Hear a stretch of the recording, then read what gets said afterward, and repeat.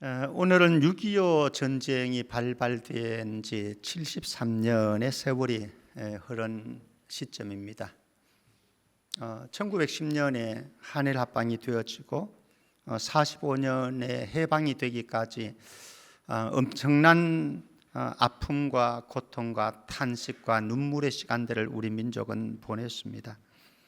가까스로 재기하려고 하면서 몸부림치는 이 민족에게 우리의 동족인 북한이 남침을 했고 50년부터 53년 3년 넘는 기간 동안 우리는 전쟁을 치루었습니다. 지금 우크라이나 전쟁 얼마나 됐죠? 1년 몇 개월 됐습니다. 그렇죠? 그런데도 그들의 아픔과 고통은 말할 수 없었습니다만 우리는 3년의 전쟁 기간이었습니다. 그때는 우리가 몰랐습니다. 지금의 우리의 현실이 다가올지. 지금은 하나님께서 우리 민족을 다시 세우셔서 세계 경제대국으로 부상하게 하셨고 선도국가로 정말 여러 방면에서 우리나라는 세계를 선도하는 이런 선진국 대열에 이제는 마땅히 우리는 선진국이다라고 해도 과언이 아닐 정도로 엄청난 축복을 해 주셨습니다.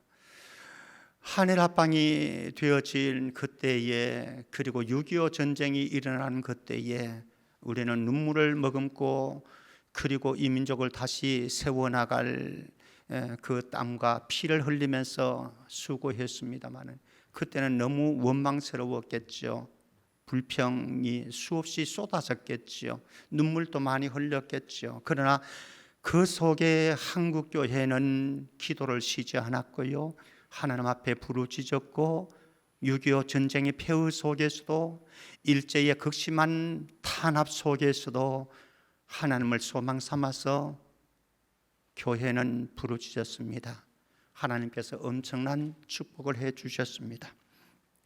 한 해 절반을 보내어주고 다음 주는 이제 맥주 감사절을 절기를 지키게 되어집니다. 그러면서 이제 전반전을 한번 돌아보는 기회가 되어졌습니다. 여러분들은 어떻습니까? 2023년도 전반전을 보내면서 여러분들은 감사가 얼마나 있는지요? 또 기쁨과 즐거움이 여러분들 안에 얼마나 있는지요?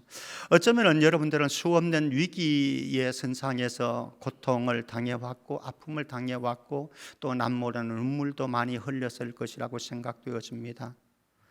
그런데 전반전을 끝내고 이제 하프타임, 저는 이번 특세하는 기간이 하프타임이다 생각을 하고요.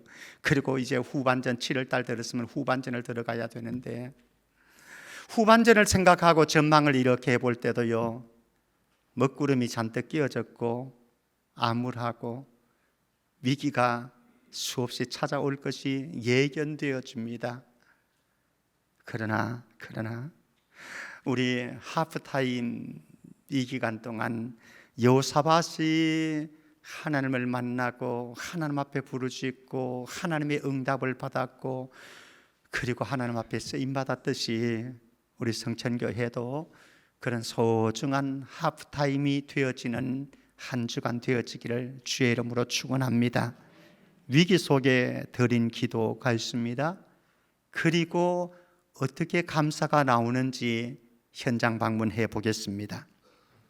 1절, 2절 말씀에 보면 저는 이것을 인생의 역설이라고 표현하고 싶습니다. 경건한 자에게 다가오는 고난과 위기, 인생의 역설인 것 같습니다. 하나님은 선지자를 보내서 여호사밧을 책망을 합니다. 왜 책망을 하느냐? 역대하 19장 2절 말씀 한번 보실래요?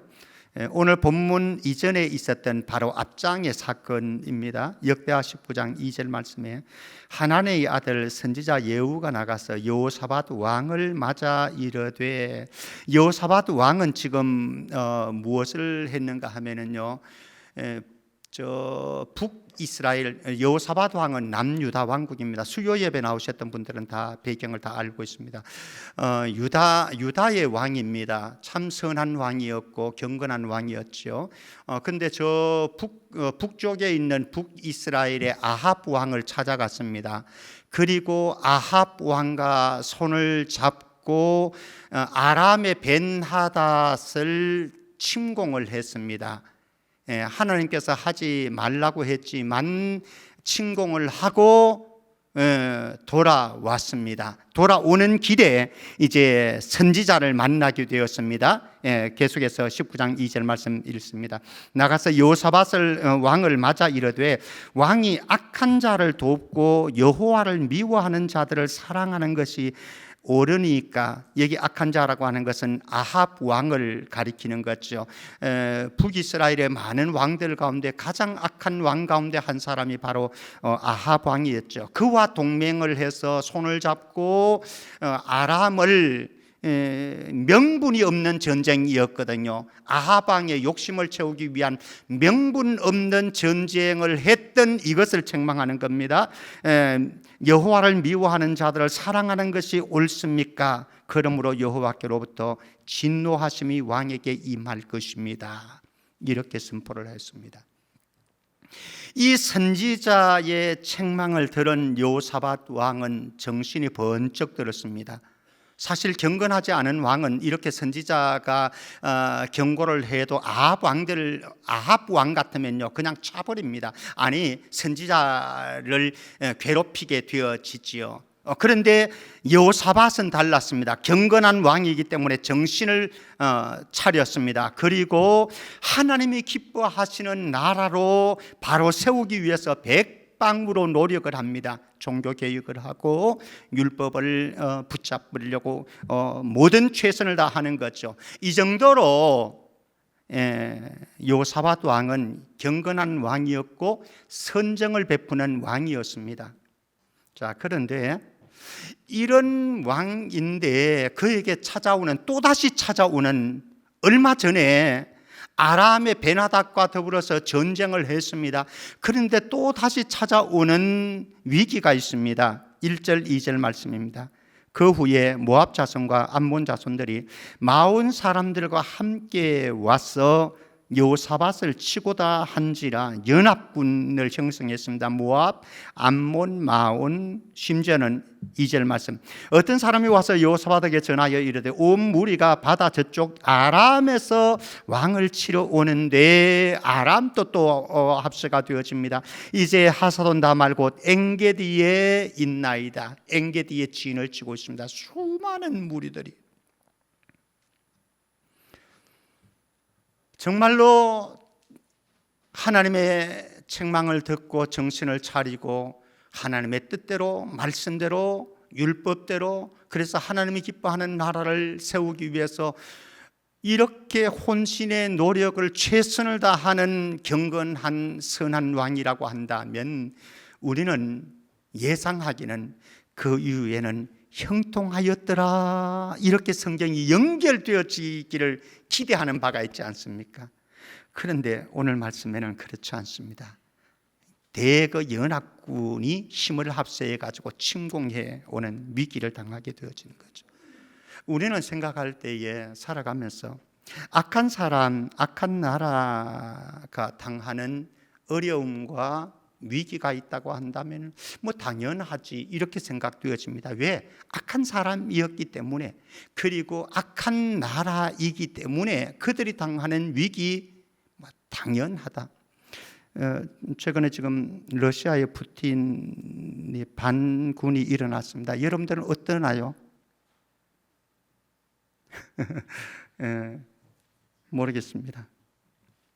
저는 잘 됐다, 이런 생각이 들어지는데요. 왜? 악한 사람이기 때문에, 악한 일을 하고 있기 때문에. 자, 그런데 우리의 고민은 여기에 있습니다. 경건하게 살고자 하는 정말 착한 사람이고 의인인데 그들에게 어려움이 당하고 위기가 닥쳐오는 이해할 수 없는 일이 되어지는 거죠. 이것을 신학으로는 신정론이라고 합니다.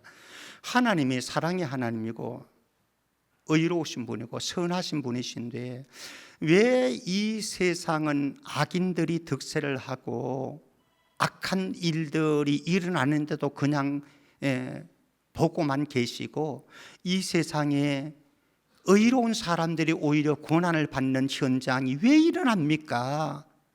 죄 없는 사람들이 불의함을 당하는 이런 일들이 정말로 하나님이 살아계시다고 한다면, 정의로우신 공의로우신 하나님이라고 한다면 그럴 때에 보여주셔야 되지 않겠습니까? 이런 것 아니겠습니까? 사실 우리에게도 이런 의구심이 일어날 때가 수없이 많이 있지 않습니까? 이게 신정론이라고 하는 신학적인 개념이 있습니다. 근데 이 신정론에 대해서 이거는 이렇다, 그거는 그렇다, 이렇게 딱 떨어지게 완벽하게 설명해 낼 수는 없습니다. 그런데 부인할 수 없는 사실이 있습니다. 부인할 수 없는 사실이 있는데 무엇인가 하면요, 서글프게도 경건하게 살고자 하는 선한 사람, 의로운 사람인데도, 그런 가정인데도, 그런 민족인데도 고난과 위기가 닥쳐오더라. 완벽하게 설명은 할 수가 없습니다. 해석은 할 수가 없습니다. 그러나 우리의 다가온 현실임에는 우리는 부인할 수가 없습니다. 부인하려고 해서도 안 되고요. 어떻게 부인할 수 있겠습니까? 일어나는 우리의 일상이고 현실 세계인데요. 우리나라만 해도요, 외침을 안 했던 나라 아닙니까? 그렇죠? 우리나라는 다른 나라를 침공을 안 했었습니다. 그런 나라입니다.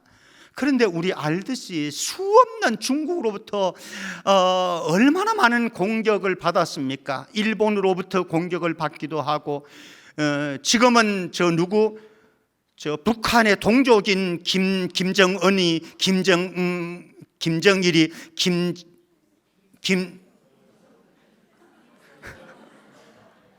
삼부자가 우리를 공격하는데, 사실 언제 제2의 6.25가 터질지 아무도 모르는 거죠. 지금 우리는 전쟁 중이니까 휴전 상태 아닙니까? 잠시 쉬었다 하자, 이거 아닙니까? 그죠? 물론 다음에 안 일어나야 될 일이겠지만은 장담할 수 없는 겁니다.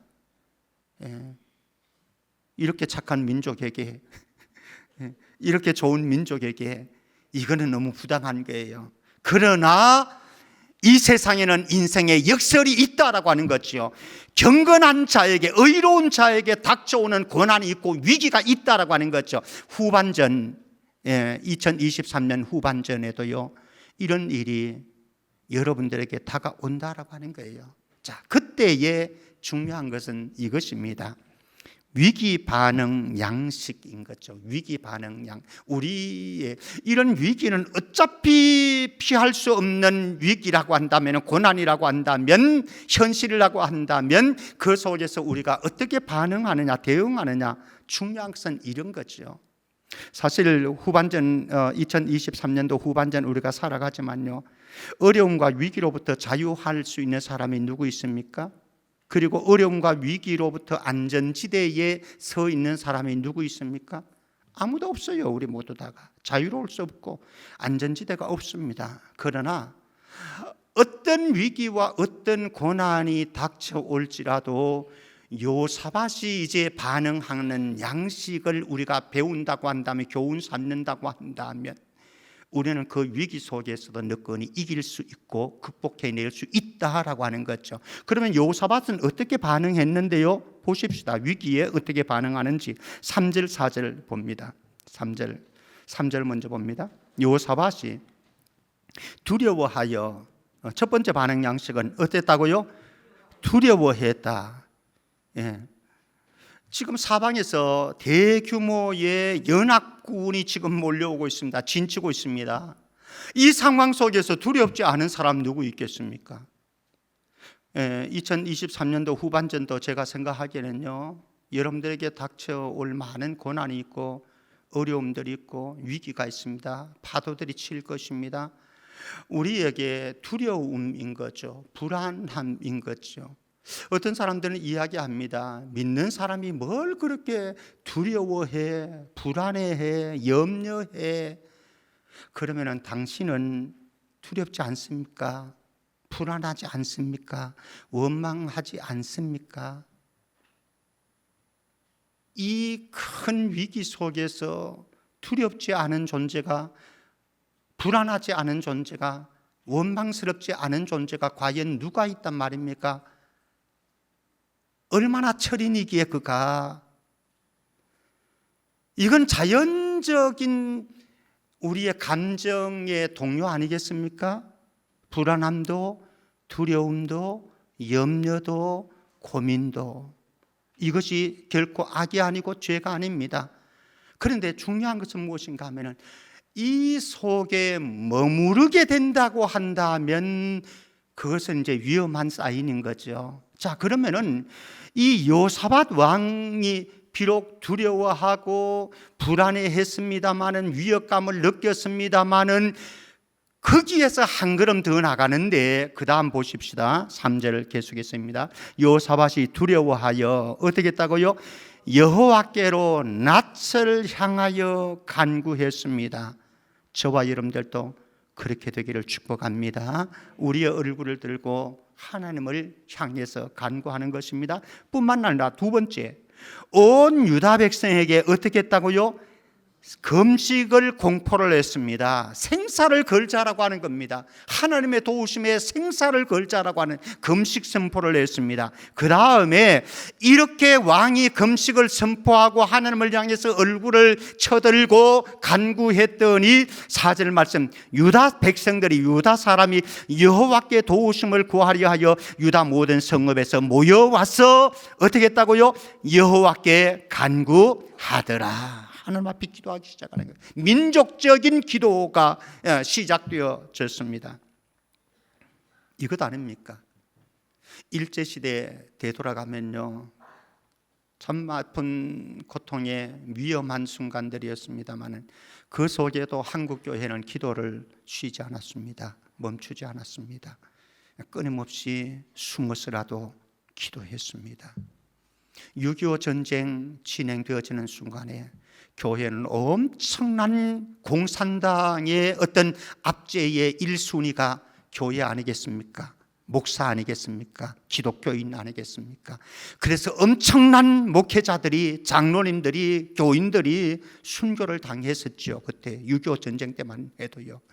그러나 기도는 멈추지 않았습니다. 여러분들이 살아가는 오늘 현실, 어떤 분들은 답답한 분들이 있을 것입니다. 위기에 봉착되어진 분들이 있을 것입니다.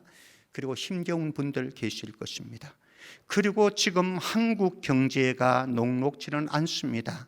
지금 우리 한국이 처한 여러 가지 열광 속에서 우리는 그렇게 좋은 호조건을 가지고 있는 시기가 아닙니다. 그러나 한국교회는 이때에도 기도하고, 우리 성천교회가 한 주간 또 기도하는, 여호와의 얼굴을 구하는 그 기도의 동굴 속에서 하나님께서 우리의 삶을 일으키시고 우리의 가정을 일으키시고 우리 교회와 이 민족을 일으키시는 놀라운 은혜가 있기를 주의 이름으로 축원합니다.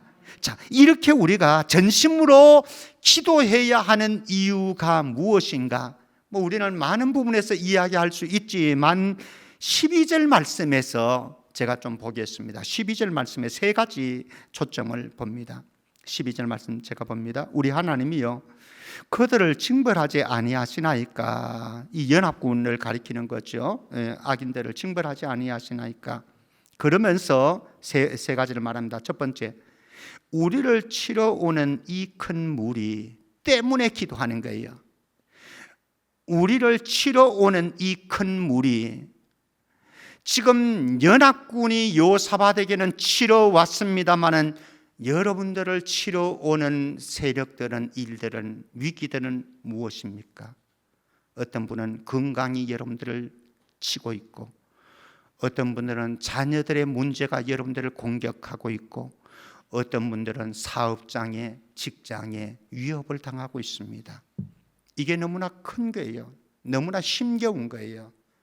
이것 때문에 기도할 수밖에 없는 것이죠. 두 번째, 계속해서 봅니다. 우리가 대적할 능력이 없고 어떻게 할 줄도 알지 못합니다. 대적할 능력이 없고 어떻게 할지도 모르는 우리 때문에 기도할 수밖에 없는 것이요. 여러분들 개개인적인 또 가정에 또 사업에 무슨 일이 있다고 한다면은 제가 보고를 받고 또 제가 알게 되어지고 그러면은 저는 기도 수첩에 여러분들의 기도 제목들을 올립니다. 그리고 수시로 기도합니다. 기도하면서 제 안에 때로는 낙담되어지는 때도 있고요, 좌절감이 느껴지는, 기도하면서도 그런 때가 없지 않습니다. 왜인가 하면은 여기에 보면은 우리를 치러 오는 이 큰 무리가 있는데 대적할 능력이 없고 어떻게 할 줄도 모르겠어요. 사실 제가 큰 자원이 있어서 여러분들의 암덩어리를 그냥 쑥 빠지게 만들고, 여러분들의 가정의 사업장에 어려움이 있을 때에 그 어려움을 해결할 수 있도록 어떤 길을 확 트여주고 이렇게만 되어진다고 한다면 제가 기도 안 해도 되겠는데, 기도할 필요가 없죠. 그러면은 제가 여러분들에게 딱 나서가지고 딱 해결해 주니까, 저한테 능력이 있으니까. 여러분들도 그래서 기도하는 것 아니겠습니까? 여러분들이 해결할 줄을 모르고 여러분들이 어찌할 수가 없으니까 답답하니까 그래서 하나님 앞에 나와서 기도하는데, 그 다음 세 번째, 어떻게 할 줄도 알지 못하고 어떻게 한다고요? 오직 주만 바라보나이다. 왜 주님만 바라봅니까? 여러분들이 왜 주님만 바라보는 거죠? 주님에게는 능력이 있으니까, 주님이 일하시면 되니까. 나에게는 능력이 없어요. 나는 어찌할 바를 모르겠어요. 그런데 내가 얼굴을 향해서 기도하고 간구하는 이 민족이 금식을 하면서 하나님 앞에 매달리는 그 주님은, 여호와는 전쟁에 능하신 분이시기 때문에 그래서 기도하는 것 아니겠습니까? 사랑하는 성도 여러분, 여러분들을 치러 오는 큰 무리들을 보십시오. 그리고 대적할 능력이 없고 어떻게 할 줄 모르는 나를 보십시오. 그리고 우리의 삶의 모든 문제를 해결할 능력이 있는 주님을 바라보고 주님께로 나아가서 기도하는 한 주간 되어지기를 주의 이름으로 축복합니다. 후반전도 우리에게는 이런 일들이 위협하는 세력들이 일어날 겁니다. 여러분들 각자에게 다 모르게.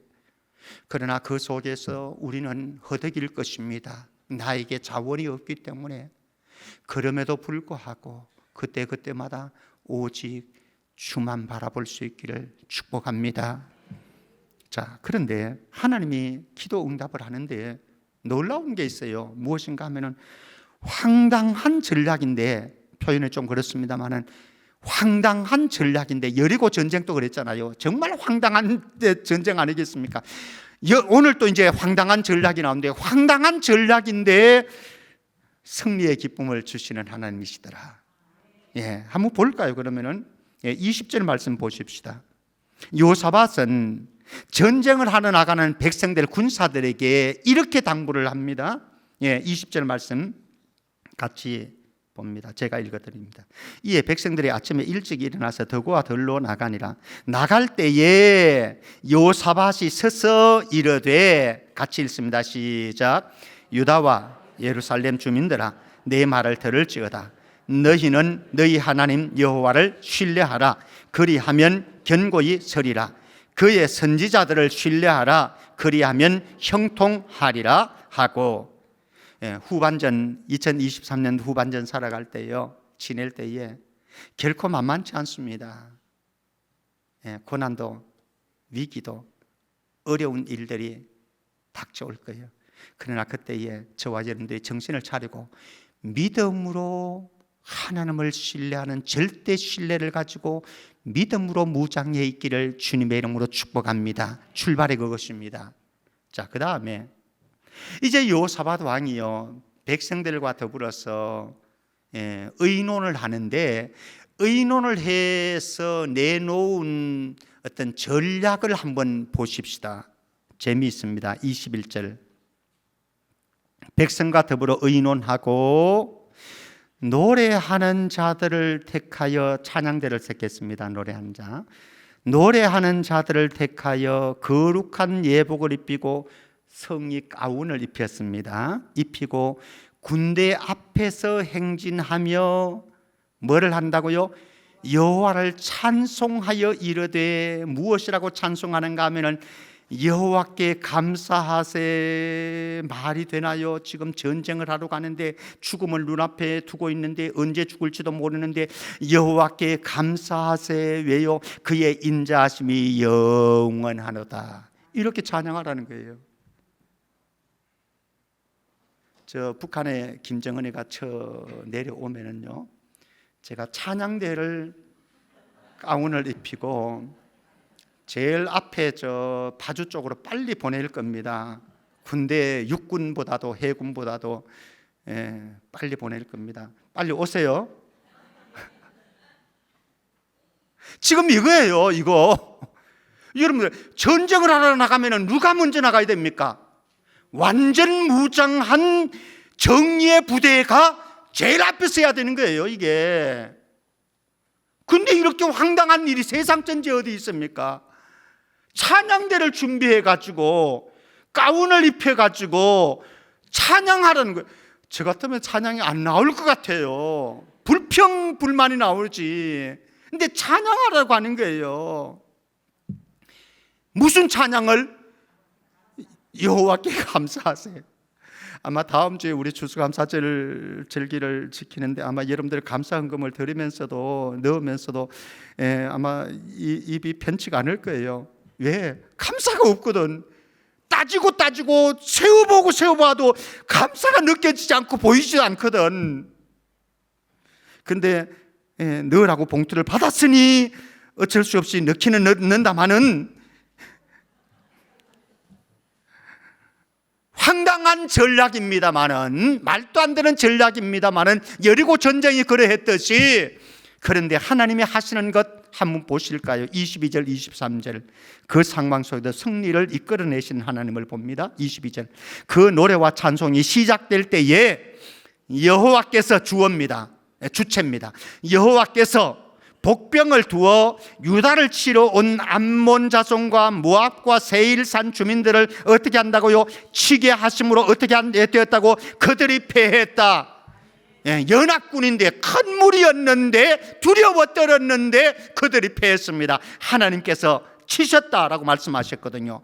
근데 더 재미있는 현상입니다. 23절 곧 암몬과 모압 자손이 일어나 세일산 주민들을 쳐서 진멸하고, 에돔 사람들을 쳐서 진멸하고, 그리고 나서 또 보십시오. 세일산 주민들을 멸한 후에는 어떻게 했다고요? 그들이 서로 쳐 죽였더라. 이게 무슨 말이에요? 힘을 모으고 세일산 그 사람들을 쳤던 암몬과 모압이 자기네들끼리 싸워서 자폭하는 거예요. 이게 누가 한 거예요? 이스라엘 백성들에게 전략이 있었습니까? 기묘한 전략이, 탁월한 전략이, 빼어난 전략이 없었어요. 근데 하나님께서는 하십니다. 비록 어이없고 허술하고 황당한 전략 속에서도 하나님께서는 승리를 이끌어 내셨습니다. 참혹한 전쟁터, 그 전쟁터를 하나님을 찬양하는 축복의 자리로 바꾸셨습니다. 두려움과 탄식의 장소, 그것을 승리의 기쁨을 나누는 축제의 장소로 바꾸셨습니다. 27절 가볼까요? 27절 같이 읽습니다. 시작. 유다와 예루살렘 모든 사람이 다시 여호사밧을 선두로 하여 즐겁게 예루살렘으로 돌아왔으니 이는 여호와께서 그들이 그 적군을 이김으로써 즐거워하게 하셨습니다. 축복의 자리입니다. 승리의 기쁨을 나누는 축제의 자리가 되었습니다. 무엇이요? 전쟁의 참혹한 현상. 6.25 전쟁 때는 몰랐어요. 일제시대에 그 참 참혹하고 처참했던 고통의 시련의 시기에는 정말로 몰랐어요. 근데 하나님께서 결국 승리를 이끌어 내셨고 6.25 전쟁이 일어난 이래로 지금 우리는 세계 열강 속에서 경제대국으로 부상했고 제사장날로서 선교대국의 사명을 감당해 나가고 있습니다. 자, 30절. 하나님을 신뢰하고 하나님을 의지하고 간구하면서 기도했던 여호사밧의 통치하는 나라가 어떻게 되었는지 30절 같이요. 시작. 여호사밧의 나라가 태평하였으니 이는 그의 하나님이 사방에서 그들에게 평강을 주셨습니다. 아멘. 그래서 이 골짜기를 브라가 골짜기라고 불렀습니다. 브라가 골짜기는 브라가는 송축, 찬송, 축복 이런 개념입니다. 찬양의 골짜기, 송축의 골짜기, 축복의 골짜기로 바뀌었듯이 2023년도 후반전에도 우리 모든 가정들의 이런 브라가 골짜기에 찬송과 송축과 축복의 은혜가 있기를 주의 이름으로 축원합니다. 우리 성경 한 구절만 읽고 마치겠습니다. 시편 50편 15절. 시편 50편 15절 같이 우리에게 주시는 약속의 말씀으로 받고 같이 읽습니다. 시작. 환난 날에 나를 부르라. 내가 너를 건지리니 내가 나를 영화롭게 하리로다. 아멘.